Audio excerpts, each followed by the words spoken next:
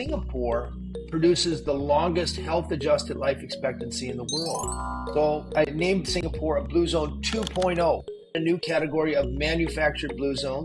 Barusan adalah Dan Buettner, seorang peneliti dan penulis yang juga seorang penjelajah National Geographic.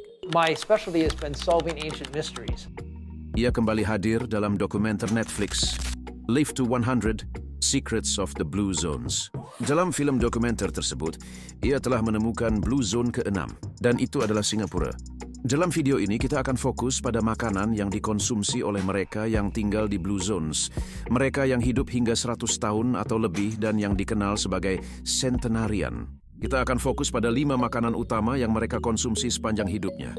Siapa yang ingin bisa panjang umur sampai 100 tahun atau lebih dalam kebahagiaan? Mungkin kita bisa menerapkan juga kebiasaan para centenarian ini. Sesungguhnya apa itu Blue Zone? Blue Zone atau zona biru adalah beberapa tempat di dunia di mana warganya hidup lebih lama, di atas rata-rata manusia lainnya, tanpa diet ketat, suplemen mahal, atau paksaan rutinitas yang melelahkan. Inilah yang membedakan dengan mereka yang hanya mengejar kesehatan dengan cara-cara yang semu. Umur panjang warga yang hidup di zona ini hanyalah merupakan bonus yang dihasilkan dari lingkungan tempat mereka hidup. Awalnya hanya ada 5 Blue Zones di dunia. Okinawa di Jepang, Ikaria di Yunani, Sardinia di Italia, Nicoya di Costa Rica, dan Loma Linda di California, Amerika Serikat. Lingkungan tersebut memiliki kultur dan tradisi yang secara alami dan organik membantu warganya menjalani hidup sehat. Di sisi lain, Singapura merupakan zona biru yang dibuat atau di-engineer oleh pemerintahnya dengan kebijakan kesehatan demi membantu warganya hidup sehat mencapai umur panjang yang berkualitas. Oleh karenanya, mari kita perhatikan apa saja kebiasaan pola makan yang bisa kita ikuti dengan mudah. Namun mari pertama kita bahas dengan singkat betapa sederhananya kita bisa berolahraga. Mau ke kantor? Mau ke rumah teman? Mau makan di luar? Mau beresin halaman?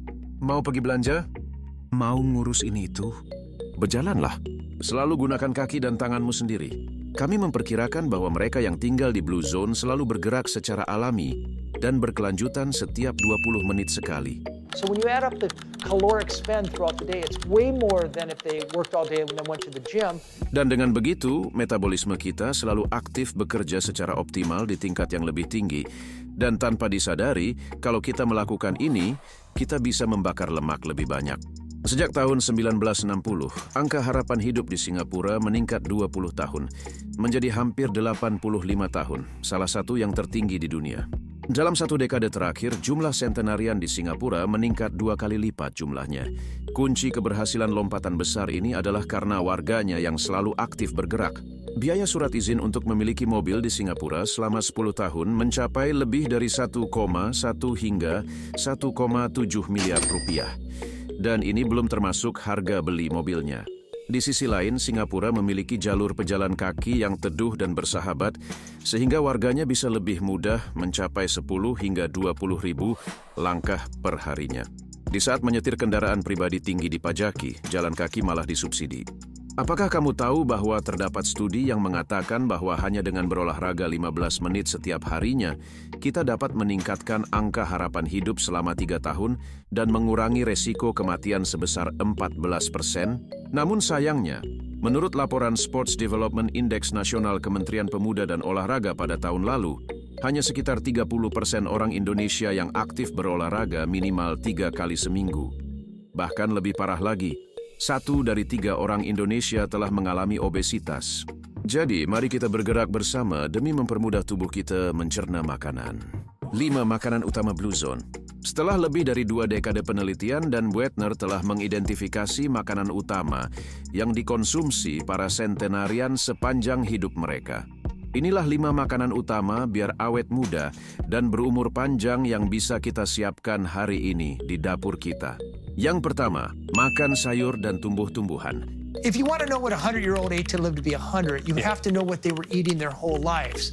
So we got dietary surveys over the past 100 years in all 5 Blue Zones, and we found that overwhelmingly they're eating a whole food, plant-based diet. Di Blue Zone atau zona biru, warganya menikmati sayur-mayur segar yang beragam jenisnya sesuai musimnya. Dan bila musim telah berganti, untuk memastikan suplai kebutuhan, mereka sudah mengawetkan dan mengeringkannya. Ketersediaan selalu terjaga. Uniknya, diet utama mereka sehari-hari, lebih dari 95% berasal dari sayur mayur dan tumbuh-tumbuhan. Biasanya mereka mengonsumsi bayam, sayur kale, lobak, pokcoy, buah bit yang berupa sayuran akar, dan juga tahu atau tofu. Di Indonesia, kita juga bisa menambahkan tempe yang berasal dari kedelai. Nah, kalau minyak untuk memasak atau menggoreng, warga Blue Zones lebih condong ke minyak zaitun atau olive oil. Penelitian menunjukkan bahwa konsumsi minyak zaitun dapat meningkatkan kadar kolesterol baik atau HDL sekaligus menurunkan kadar kolesterol jahat atau LDL. Di Ikaria, Yunani, kami menemukan bahwa warganya yang usianya telah menginjak kepala 4 dan setiap hari mengkonsumsi sekitar 6 sendok makan minyak zaitun dapat mengurangi resiko kematian hingga 50%. Jadi walaupun harga minyak zaitun relatif lebih mahal, pertanyaannya adalah berapa harga kesehatanmu? Nah, jangan khawatir bagi kamu yang suka makan daging. Warga Blue Zones tetap makan daging, walaupun hanya 5 kali sebulan. Menurut Dan Buettner, makan daging hanya dilakukan saat acara khusus atau perayaan tertentu saja. Kalau untuk sehari-hari, daging biasanya hanya menjadi lauk dengan porsi yang terbatas, sebatas penambah rasa makanan. Dan terutama, daging yang mereka makan bukanlah daging olahan seperti sosis atau nugget. Sebisa mungkin, makanlah hewan dari ternak lepas atau free range. Intinya, makanlah daging secukupnya saja. Lalu pertanyaan kita adalah, bukankah kita membutuhkan asupan protein yang cukup? Yap, kita bisa makan biji-bijian dari polong-polongan. And if you're eating a cup of beans a day, you're probably not only getting all your protein and most of your fiber, but also it's associated with living an extra 4 years. Biji-bijian dari tumbuhan polong-polongan sudah menjadi keutamaan diet panjang umur di seluruh dunia. Kedelai hitam atau black turtle beans di Nicoya, lentil atau garbanzo di Ikaria, dan kedelai yang dijadikan tofu di Okinawa. Makanan super ini rata-rata mengandung 21% protein dan 77% karbohidrat kompleks yang memberikan jenis energi yang stabil lagi bertahan lama. Bukan seperti nasi putih atau roti tawar yang energinya cepat melonjak namun rasanya cepat lelah lagi. Intinya, memakan makanan super ini memberikanmu kepadatan nutrisi tinggi yang kaya akan serat, vitamin, dan mineral. Konsumsi makanan utuh dan menghindari makanan olahan. Maksud dari pola makan makanan utuh atau whole foods diet adalah memakan makanan yang belum menghilangkan atau masih mendekati ciri alaminya tanpa menambahkan bahan atau zat artifisial apapun, seperti pengawet atau perasa buatan. Coba kita cek bungkus makanan olahan yang sering kita beli. Bagi orang awam, banyak yang harus kita Google terlebih dahulu maknanya. Warga Blue Zones hanya memakan makanan utuh yang terdiri dari segelintir bahan makanan yang dikombinasikan secara tradisional. Misalnya, roti sourdough yang menggunakan lactobacillus, bakteri yang tumbuh secara alami. Bahkan, hampir semua makanan yang dikonsumsi para sentenarian tumbuh dalam radius 15 km dari rumah. Nah, kalau di negara super sibuk seperti Singapura yang warganya sering makan di luar, pemerintahnya mensubsidi dan mendorong kemudahan akses bagi pedagang kantin atau hawker centers yang menjual makanan sehat sehingga harganya bisa lebih terjangkau konsumen. Ngemil kacang-kacangan. Kalau mau ngemil, makanlah sekepal kacang per hari. Itulah yang dikonsumsi warga Blue Zones setiap harinya, seperti kacang almond di Ikaria dan Sardinia, dan pistachio di Nicoya. Dengan makan segenggam kacang setiap hari, dokter pun semakin menjauh. Menurut studi dari Dr. Frank Hu, seorang profesor nutrisi dari Harvard School of Public Health, orang yang memakan kacang setiap harinya, kemungkinannya untuk hidup lebih lama meningkat 20% dibanding orang yang menghindari memakan kacang. Padahal, kacang almond kaya akan kandungan vitamin E dan magnesium. Kacang tanah kaya akan protein, folat, dan vitamin B. Kacang Brazil kaya akan selenium yang dapat mencegah kanker prostat. Kacang mete adalah sumber magnesium. Dan kacang kenari kaya akan asam alfa-linoleat yang merupakan jenis omega-3 nabati. Bahkan kacang almond, kacang tanah, dan kacang kenari telah terbukti efektif menurunkan kolesterol jahat dan mengurangi darah tinggi. Gula. Nah, kalau makanan yang kelima ini utamanya adalah karbohidrat sederhana yang harus kita jauhi dan hindari. Atau sekurang-kurangnya kita kurangi. Kue dan jajanan dari tepung terigu, minuman manis, dan bahkan nasi putih juga termasuk dalam karbohidrat sederhana. Di Singapura, karena program pemerintahnya, kadar gula dalam minuman manis dikurangi. Label minuman sehat menjadi prioritas penting. Warganya pun jadi mengkonsumsi gula semakin sedikit. Secara alami, memang terdapat gula pada buah, sayur, ataupun susu. Namun hal ini tidak menjadi masalah karena jelas manfaatnya bagi tubuh.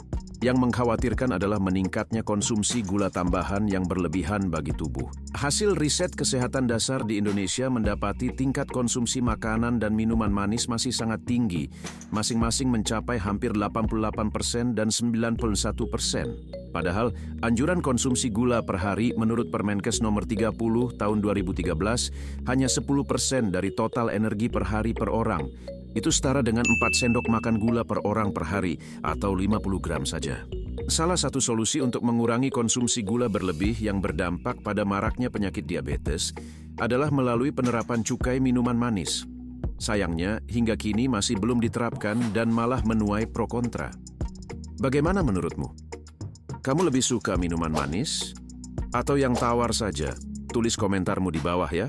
Ingat, gula yang tersembunyi tidak hanya ada dalam minuman manis, tapi juga pada kecap dan saus. Jadi selain diabetes karena lonjakan insulin, konsumsi gula berlebihan juga berkaitan dengan menurunnya kekebalan tubuh, mengurangi kesuburan, bertambahnya berat badan, dan juga memperpendek usia. Jadi sadar akan kontrol makanan dan minuman yang kita konsumsi adalah sebagian dari usaha kita mencapai umur panjang yang berkualitas. Selain itu, akses kepada sistem layanan kesehatan yang baik seperti yang ada di Singapura juga sangat penting adanya. Makanya, tidak heran banyak orang tajir Indonesia yang pergi berobat ke Singapura. Saat sakit, kita baru menyadari betapa berharganya nikmat sehat. Makanya, perhatikan gaya hidup kita. Orang yang punya gaya hidup sehat berpotensi hidup 8 tahun lebih lama dibanding orang yang tidak memiliki gaya hidup sehat. Selalu jaga silaturahmi antar generasi sebagaimana warga Blue Zones melakukannya, serta ajak keluarga dan sahabatmu untuk semakin sehat dan berbahagia bersama. Jadi, walaupun kita tidak perlu menelan sepenuhnya konsep dari Dan Buettner ini karena mungkin adanya perbedaan pendapat, kita bisa menggunakan common sense dan melakukan riset pribadi kita untuk mengambil beberapa pelajaran penting tentang arti hidup sehat demi umur panjang yang berkualitas. Dan yang paling penting, hiduplah dengan umur yang diberkahi dalam kebaikan, baik kepada diri sendiri maupun kepada sesama.